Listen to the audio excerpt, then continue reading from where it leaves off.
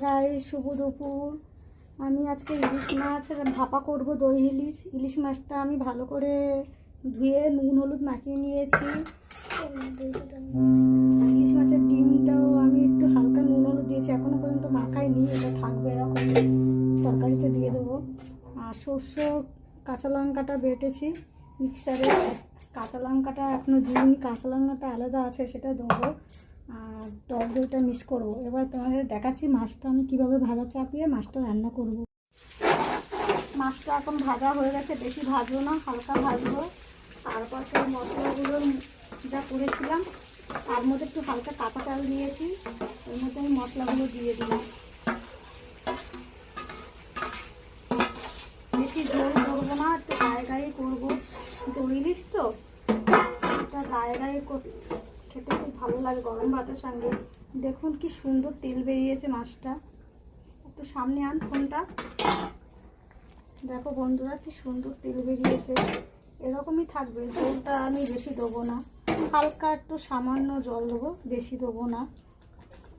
আর মাছের ডিমগুলো রেখেছিলাম ইলিশ মাছের, সেই ডিমগুলো আমি মাছটার মধ্যে দিয়ে দেবো। ওই ডিমটা তো আমার সেদ্ধ, ওই ডিমটা তো আমি ভাজিনি, একটা কাঁচাই দেবো, সেদ্ধ হয়ে যাবে তাড়াতাড়ি।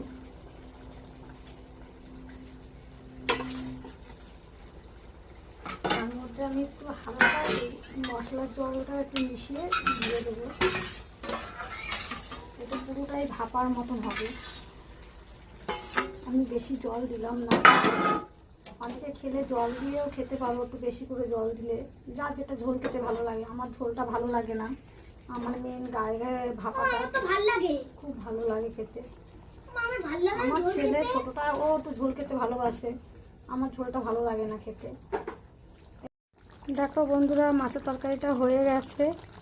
দই ইলিশটা কি সুন্দর কালারে, মানে তেল বেরোচ্ছে, কালারটা এরকমই গায়ে গায়ে থাকবে, বেশি ঝোল হবে না। তোমরা একবার ট্রাই করে খেয়ে ঘরে করে দেখবে, খুব সুন্দর লাগে খেতে গরম ভাতের সাথে। আমি হালকা আর একটু টানাবো, যত ওটা রসটা টানবে তত সুন্দর লাগবে খেতে। গ্যাসটা বাড়িয়ে দিলাম হালকার উপর থেকে, এবার আমি নামিয়ে দেবো। হয়ে গেছে, এবারে মাছটা নামাবো। দেখো কালারটা কত সুন্দর লাগছে। বাই বন্ধুরা, আপনারা একবার ট্রাই করে দেখবেন কেমন হয়েছে রেসিপিটা। বাই বন্ধুরা।